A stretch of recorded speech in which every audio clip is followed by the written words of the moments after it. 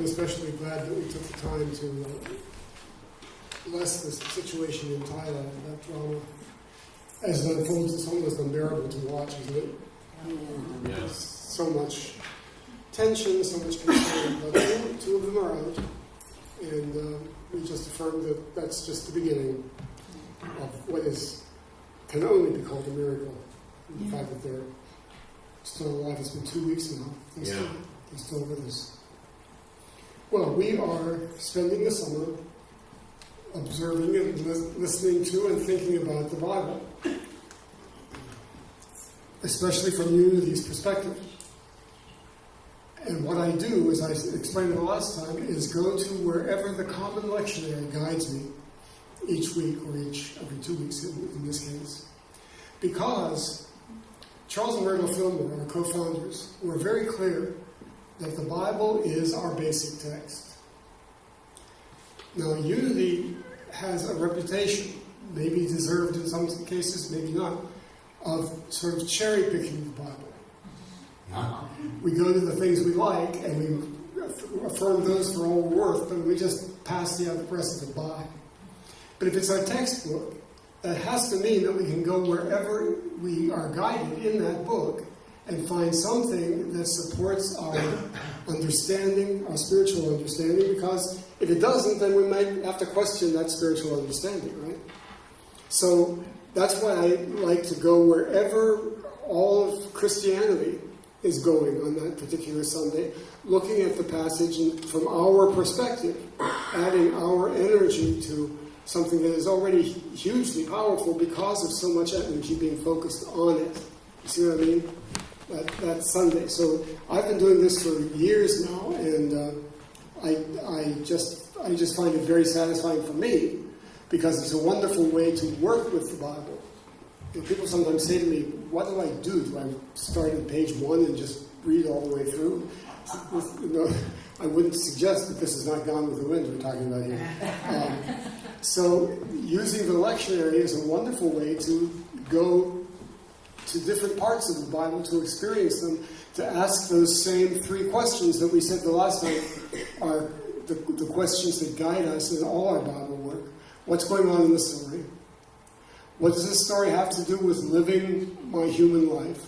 That's the moral level. And then, Mr. Fillmore's metaphysical level, what does this story tell me about myself, about my own truth, about my own spirit? So with those 3 dimensions, we can take anything, really, and find the heart of it. So one of the great gifts of this approach to the Bible, especially this approach to the Gospels, is that it allows us to appreciate not just the teachings of Jesus, but the unfolding drama, really, the unfolding process by which Jesus of Nazareth becomes Jesus Christ. We do not generally in Unity share in the more general assumption that Jesus was born in full expression of his divine nature. That isn't our understanding. And I think if you read the Gospels with a fresh eye, that was never their understanding either. Reading the Gospels allows us to become eyewitnesses as we watch Jesus of Nazareth learn and grow in understanding and in expression of his true Christ nature. And I find that very exciting and rewarding, to recognize that Jesus is learning as he goes. And we can find that in all of the Gospels. Mark is the essential Gospel for understanding the ministry, for understanding Jesus in this perspective. Because Mark is the shortest, Mark was the first written, Mark has less of an axe to grind, less of an underlying purpose. Matthew had an underlying purpose of keeping the church together, telling people to stop, not to drift away because Jesus hadn't come back, but to stay together, to form the church. Luke had the underlying purpose of sharing the message with non-Jews, being Greek himself. His message was He was focused on the universality of Jesus' message. All of that's important. But Mark is simply telling the story. Simply telling the story. This is the word that you will come across in Mark more than any other gospel is suddenly. And then suddenly he was here, and he said this, and then suddenly we were over there, and I don't know how we got there, but no, suddenly we were there, and he did this, and then suddenly we were here. He's breathless. He can barely keep up with his own story. And I find that very wonderful about Mark. So, he doesn't have a birth story. He doesn't concern himself with Jesus' background. He simply spent one short chapter devoted to John the Baptist as the forerunner, and then immediately into the story. In those days, Jesus came from Nazareth of Galilee and was baptized by John in the Jordan. I've shared with you before that my approach to the Bible has a lot to do with studies I've done in Maieutic. Maieutic being the form of education that is based on the belief that the student already has the answers within. And the role of the teacher is to help the student give birth. Maieutic comes from the Greek for birth, midwife, to help the student give birth to what is already true and so within them, which is a wonderful, I think, approach in terms of unity's understanding of our oneness with the divine, so that there's nothing we don't know, there's nothing being withheld. But we need some help sometimes in giving birth to what's already in there, already present. So what do we know of this sentence? I took a workshop, a Maieutic's workshop at one point. A man named Bill Doles, who developed this whole process. And we spent a 3-hour workshop on that one sentence. On that one sentence. In those days, Jesus came from Nazareth of Galilee and was baptized by John in the Jordan. Okay, what's happening in the story? Well, what do we know about, let's start with Galilee. What do we know about Galilee? Well, Galilee was kind of no man's land. It was not unlike the Wild West in our own history. People who got in trouble in Jerusalem, criminals or whatever, used to run the Galilee to hide because nobody could find them, because nobody knew much about Galilee at all. Nazareth was a very small town in Galilee, very poor, very, very removed from the mainstream of Jewish life, mainstream of the history of that part of the nation. It was just a small backwater. Down the road from Capernaum, which was a much bigger city, a more sophisticated city, but Nazareth, pretty much a backwater. I used to say until I got in trouble for it that Nazareth was kind of the Trenton, New Jersey of its day. Have to go. So Jesus is coming up from Nazareth of Galilee to be baptized by John in the Jordan. So what does it feel like? What does it feel like to come up from Nazareth? And during that workshop, we drew pictures of Nazareth. What is your Nazareth? What is your home base? And how does it feel to be leaving that? And we would put the drawings on the ground and stand up and then step on them and then step away from them. And how does that feel? And being that, well, like the tapping, being that physical, relating the physical to the spiritual is very, very powerful. You can really learn more about what you already know than you think. So, what does it feel like to leave your hometown? To leave the security of what people knowing everybody in town, everybody knows you. You know, what does it feel to leave that? And to come up to the Jordan. Coming up suggests that we're lifting ourselves in consciousness. And then what does the Jordan River? When I was in Israel 2 years ago with Jimmy Twyman, there was only one point where we were able to see the Jordan River, and it was about the width of a chair here. It was very, very small. But, of course, in other parts it is much larger and was then. So what does the Jordan River represent? What does it represent to you? What does the Jordan River, what is the promise that it holds? Why do you want to step into it and be baptized in it, be immersed in it? These are questions only you can answer, you see. I can't stand up here and say these are the right answers. They're the right questions. And if you're really studying any passage in the Bible, these are the questions that will help you understand why it's there. Why is this passage in the Bible? What does this story have to do with my own unfolding drama? If we see the Bible as our own tour guide through life, which is exactly how I do see it, then I can find in every passage something that helps me on my journey, something that moves me along, a remembrance, an awareness, an opportunity, an expression. There will always be something. And when we're guided sort of by spirit to passages in the Bible rather than just getting organized and deciding to do it ourselves, don't you love that? Well, I'll get organized and I'll read 3 chapters a day until it's all done. And that's not the point. The point is use it as your travel guide. Trust it, be comfortable with it, and be absolutely fearless about where you go within that scripture and what you will find when you go there. This has a lot to do with why my second book was Kingdom Come, was based on the Revelation to John. Because if there's one place in the Bible that people are afraid of, it's the Revelation to John. Because everybody knows, because fundamentalists have been telling us for years, that there in the Revelation is the end of the world and the punishment of the evil and monsters and dragons and who knows what all. So I thought, okay, we're just going to have to look at that. If this is our textbook, then we can't cut off the last chapter and ignore it. So let's go to every single word in the Revelation, which is what the book does, and let's look at it from Unity's perspective and see what it has to say. Now, that doesn't mean that the Bible is a perfect book. The Bible is a human creation.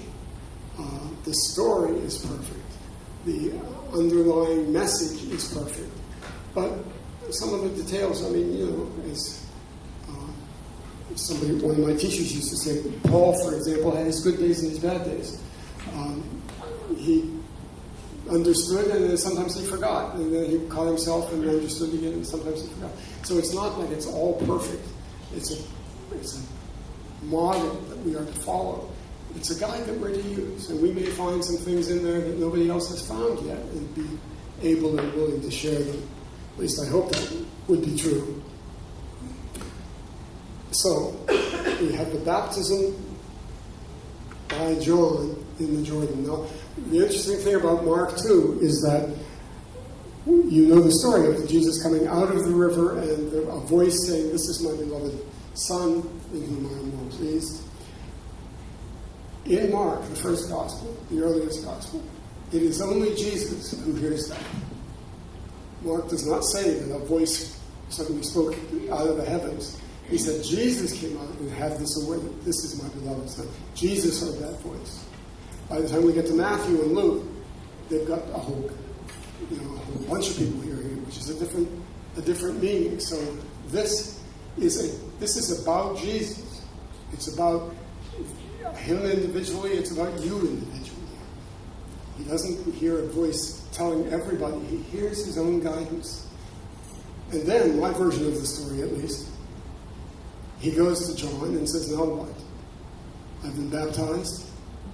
Now what do I do?" And John says, "Go into the wilderness, take a vision quest, and you'll find the guidance." Now, again, when I was in Israel, we spent the first 2 days, and others later, but the first 2 days we spent in Jerusalem itself. And I wasn't feeling it. I don't know if any of you have been to the Holy Land, but It's beautiful. The old city is absolutely wonderful. But it isn't, I wasn't feeling Jesus. I wasn't feeling the vibration I wanted. So the third day we were on our way to the Dead Sea, and we stopped in the wilderness outside Jerusalem. And I got off the bus and I was almost knocked to my knees. Because there I found Jesus. There in that wilderness, in that realm of all possibility, that land that hasn't changed since he was there. That's where I found his presence. And it was a very, I'll never forget it. It was a very, very powerful moment. So the wilderness is important. Go into the wilderness for 40 days and 40 nights. And so he does. And you know the story of the wilderness. That's not part of our passage today, so we'll deal with that sometime later. But he is visited by Satan. And what do we mean by that? Well, he's just had this awareness. This is, I am the beloved Son of God. God is happy with me. I am the Christ. I am this spiritual expression. And immediately the human of him, which is Satan, says, oh, God, you could make a lot of money at this. You could make a fortune. You could make bread. You could turn stones into bread, sell bread. Or if that doesn't work, you could become famous. You could throw yourself off the temple and land on the Oprah show in no time at all. You could really attract attention to yourself. Or you could just be powerful and you could tell everybody else what to do. Because after all, you're connected to God. Why shouldn't you tell everybody else what to do? Why shouldn't you, control everything and run the world and fix all the things that are wrong and do it the way it should be done? And Jesus has the strength and the infinite love to say, thanks but no thanks. Get thee behind me, Satan. And that's an important line, I think, because he doesn't say, get out of here, Satan. He doesn't say, drop dead, Satan. He says, get thee behind me. You're a part of this journey, I realize that, but you're not going to be in the driver's seat. Get in the back seat.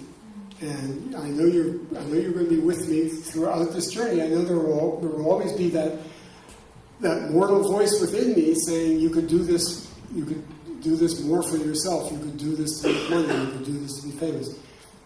I accept that that's there, but you're not going to be in the driver's seat. I'm not going to let Satan drive the bus.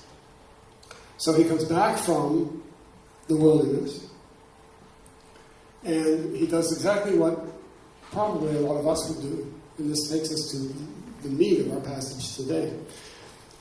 He goes back to his hometown, back to Nazareth, to share the good news. He's excited. He's thrilled. He realizes he has this amazing spiritual purpose and possibility. And so where better to share it than to go home and share and start there. And he goes to the temple in Nazareth. And as is the custom, he is invited to stand and read from the Torah. And he reads. He chooses the scroll of Isaiah, chapter 61. So really in this lectionary we have two in one. We have the verse from Isaiah, and then we have Jesus' reading of the verse from Isaiah, which is much later. And this is the passage he reads. The Spirit of the Lord is upon me, because he has anointed me to bring good news to the poor. He has sent me to proclaim release to the captives and recovery of sight to the blind, to let the oppressed go free. That's an amazing statement, isn't it? Yeah. And it's kind of outrageous of Jesus to come back and say, guess what, that's me. But he does. He sits down and says, this is being fulfilled in the midst of you. And they throw him out of town, basically. They say, well, who does he think he is? Where does he think he's getting this? Well, isn't this Mary's son? And isn't this Joseph's son, the carpenter that screwed up my bookcase when he tried to build it? Why should we listen to him? He's just one of us. And so Jesus leaves town and begins to attract followers and says to them, lesson number 1, prophet is without honor in his own country. He realizes that it was not a good idea to immediately rushed to Nazareth to share the good news. That precisely what happened would happen, that the people who knew him, the people who know us best in our mortal forms, are going to have the hardest time sometimes picturing us as the Christ. Now, have you ever found that to be the case? Have you ever tried to go home and share the good news? It can be a very startling thing, can't it? They aren't necessarily eager to hear. They are connected to who we used to be, to who we used to think ourselves. And they're not interested. They're very resistant because for the same reason. Who do you think you are? Right? Because if you're going to change, I might have to change, and we can't have that, so I'm going to reject the whole idea. So Jesus was filled with excitement, full of the Holy Spirit. And Jesus demonstrates the gift he will often use in ensuing years. And that is that he turns this setback into a blessing. By saying, okay, the point here, the lesson here is, prophet is without honor in his own country, in his own land. So he does, it's like a bookend, the beginning of his ministry, and then at the end of his ministry we have the fig tree, which is the same sort of teaching approach he used. And you know the story of the fig tree is the last week of his life, he's frantic, trying to get everything done, trying to get everything said, trying to get everything organized. And he's hungry, he wants some figs, the fig tree doesn't have any figs. And because, as Matthew says, it was not the season for figs. It wasn't the fault of the poor tree, but it just was one. It was one. And Jesus angrily condemns the tree. And the next day, as they're walking past, Peter says, Jesus, that tree is dead. That tree that you cursed yesterday is dead. And Jesus might have said, okay, nobody write that down. That didn't happen. But instead he says, see, I told you. This is what I've been trying to teach you. If you believe and do not doubt, you can accomplish anything. You can say to that mountain, move, and it will move if you believe. So he turns, not a negative, but he turns a problem, a challenge, into a teaching opportunity. And he does that consistently through his ministry. I've often thought, I've never done it, but I've often thought it'd be interesting to look at the ministry of Jesus in terms of teaching methods and styles, because he's a master teacher. He's a master teacher. He doesn't just go around saying things and hoping people catch it. He really focuses his message on whoever he's speaking to at the time. He finds examples that will serve them. The kingdom of heaven is like, well, if he's talking to a group of fishermen, well, it's like casting your net into the sea. If he's talking to farmers, it's like sowing seed. He just has the ability to relate to people, to communicate with people in a very, very, very deep level. So it's as if the more familiar we are with our own mortal beings, the more difficulty we have in seeing our own Christ, in being that Christ, and remembering that Christ. How long is it going to take us to just get over the sense of false modesty? The saying, I can't be the Christ because I'm not perfect. I can't be a spiritual being because I haven't earned that right yet. I'm still making mistakes. You don't earn the right to be a spiritual being. You are a spiritual being. You can't. There's nothing you can do about that except accept it or resist it, deny it. And why do we so insist on resisting it? It has a lot to do with the people around us, don't you think? It has a lot to do with what would other people think if I truly... I was with some friends 2 days ago speaking about the experience in Thailand, that cave experience in Thailand. And we were talking about it, and I'm almost embarrassed to tell you this, but I thought I really would like us to pray about that, but it wasn't a spiritual group.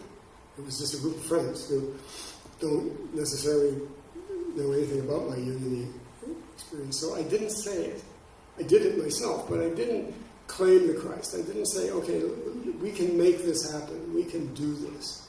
Because I didn't want to look foolish, and I didn't want them to judge me, and all those reasons. But if we're not going to use our power, then why do we gather here week after week and learn about that power and work with it and support it in others? Why is it so much easier to see the Christ in you than it is to see it in me? Why do we have that built-in discomfort at who, in fact, and in truth, we are? I think if you put your thoughts into the other people that are going through the hard time, I think that will shift the energy, not think about what they think. And True. It's where you put your focus. On the boys needing light. Yeah, I agree with that, but the point is, we don't necessarily do that. Right, we don't always do that. Remembering, right.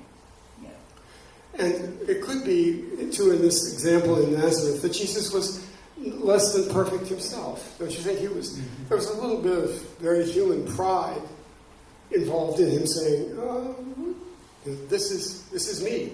I'm going to do this. I'm going to fulfill this prophecy from Isaiah. There was a little bit of resistance within him and a little bit of pride expressing.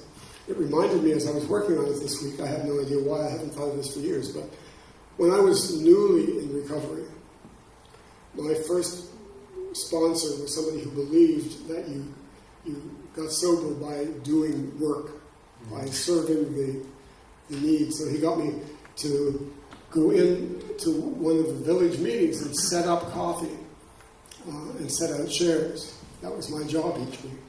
Well, the first week I went in to do it, and I'd been to the meeting many times. I knew that was where the table went, and this is where the chairs went, and I got it all set out in the coffee pot. And then I thought, I think I could do this better. I think if the table were over there, it'd be easier for people to see it when they come in, and then the chairs we could move this way. And so I did that. I thought, they're going to be so pleased. And they came in. The first two old-timers came in and took one look, put everything back the way it was. They got sober with the table there. The table is staying there. and I learned the lesson. It's not for me to decide what's best for other people. It's for me to decide what's best for me. And what's best for me is always going to be to influence other people, to help other people. But it's not necessarily going to be running the show.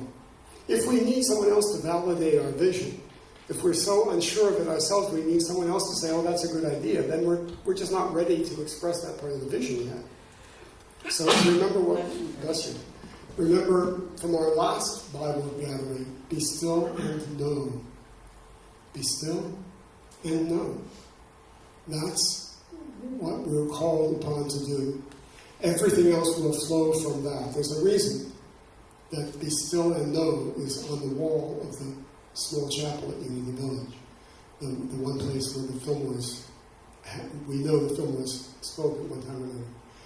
Be still and know, there's nothing else. There's nothing ornamental about the room, there are no beautiful paintings or frescoes or anything. It's just the reminder on the wall, be still and know. And then if you sit with that stillness and knowing, you're going to find yourself guided in astonishing ways. If not to help other people immediately, then maybe you need to help yourself first, and then you'll be able to help others. All will be revealed in good time.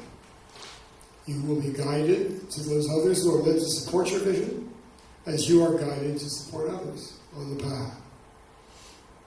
So, Jesus eases on down the road, gathering disciples and sharing with them the spiritual understanding he is receiving as he goes. He is learning as he goes. And to me, that makes Jesus so much more approachable. So much more easy to relate to. Because he was doing what we're doing. He was way ahead of us on it. But he was showing us what the path that we can take, that we will take, that we are to take. He has learned, and by example passed on to us, that sometimes our healing work is more effective with relative strangers. Sometimes I think the less we know about human details, the more we can focus on spiritual truth. You know what I mean? I think that's why very often, especially the church that I serve in Boston, they do a very focused prayer energy at the close of the service, placing in the center of the circle those people with special needs, or to celebrate those people with good news to share. And I always try, and it's working very well, I always try to say, just don't go into all the details, because people think, well, I want you to pray for my Aunt Sue. Oh, wait, you have to understand, because Sue is saying, I don't have to understand. I just have to pray for your Aunt Sue. I have to see her whole and perfect, and that's all I need to know. Anything else is going to distract. Anything else is going to help me decide that I know what Sue needs. I don't. I know that Sue needs love and support, and we can offer that without going into all the details. And some people fight tooth and nail to hang on to the details. They want to tell the whole story. But and sometimes that's useful and important. But other times, when you're part of a group, when you're part of an energy, then it's best to just keep it as simple as possible. As simple as possible. Be still and know. Be still. Be still and know that whatever is needed is supplied, that there is sufficiency in all things for all people. I don't have to know what Sue looked like or what her story is. I just have to know that she's a human being and that someone here would like to support her in prayer. So we do that together. Let's take this into, before anything, yeah. Yeah, I have a question. I'm confused about baptism. Was that a common Jewish practice? It was and not. Is it still? No, it's not, right? It was not. It no. was not. So that they is, invented it? That was the first? No, my understanding is, I think from the Gospels, you can tell, John was the first to baptize as part of his ministry. Okay. But he was baptizing people in the Jordan on a regular basis. That's how Jesus found out about it and came out. Now, there are all kinds of possibilities and references, no problem, around that story. Some people say that John was Jesus' cousin. John was the son of Elizabeth. And that could well be. Luke says that's true. Mark and Matthew don't say anything about it. So we don't know. There's a lot we don't know. But John had already established his ministry. He had begun baptizing in the Jordan because his ministry was all about cleansing. It wasn't about obedience. It was about cleansing yourself of negative energy so that you can be open to your relationship with God. That's what drew Jesus to him. In fact, it was shortly after this that John is arrested and later beheaded. And that's what really brings Jesus' ministry to the fore. In the absence of John, he sort of steps in and assumes leadership. Anything else? Okay, let's take this into some meditation together.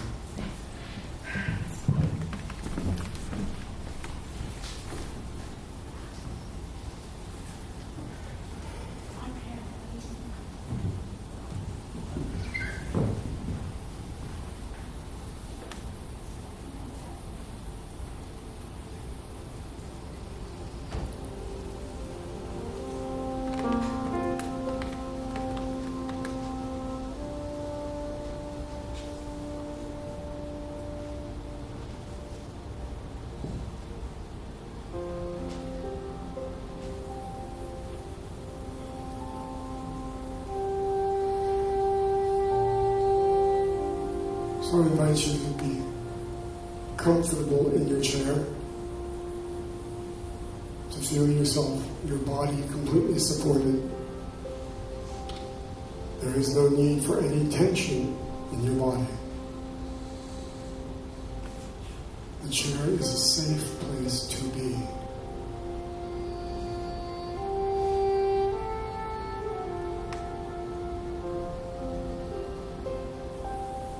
I invite you to feel comfortable in consciousness as well, feeling the energy of love and spiritual excitement that filled this room.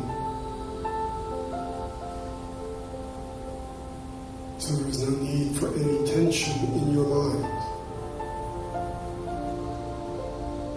This is a safe place to be.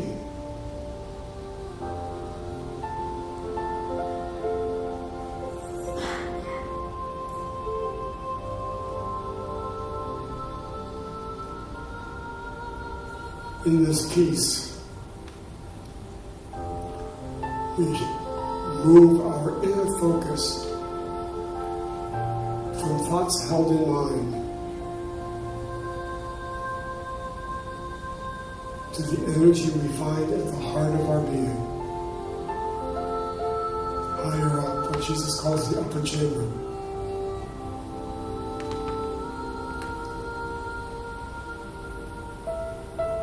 A place from which we can see the path we've taken to this point.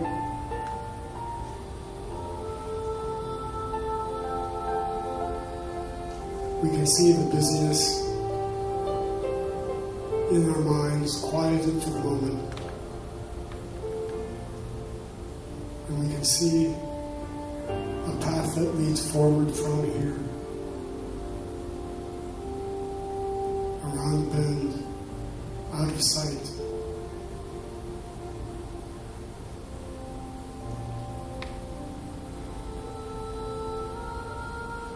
And we give thanks for the awareness that we are in the midst of a wonderful journey.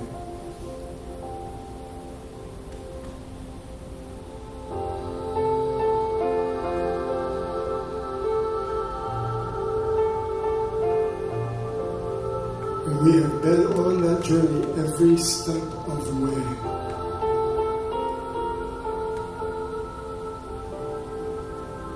Even or perhaps especially those times when we felt most lost. We felt ourselves off whatever path that might have been. From this higher perspective, we see that we were always on the path. It was always guiding us to this moment.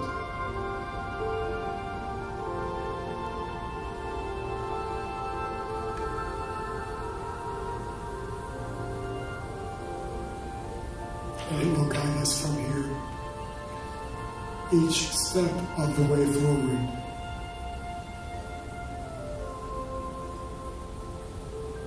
For now, let us focus on the thoughts held in mind, the thoughts that are still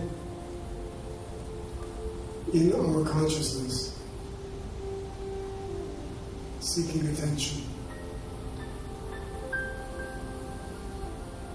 demanding priority.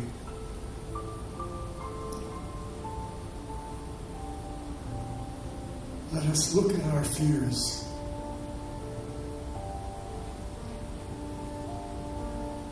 And as each one rises to consciousness,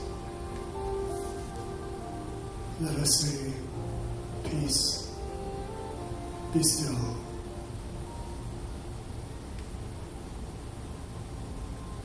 There is no need to judge. There is nothing to fear.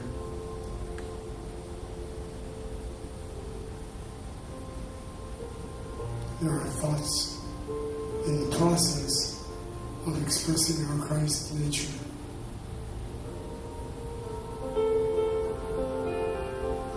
To whatever fear there may be, whatever anxiety, whatever impatience we may feel. In the peace of this moment, it is enough to simply be, to say to our thoughts and consciousness, peace, be still.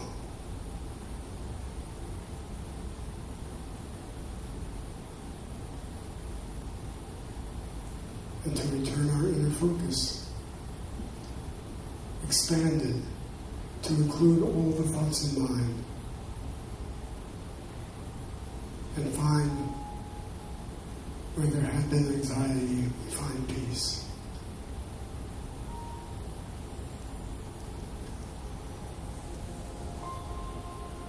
And after the example of Jesus Christ,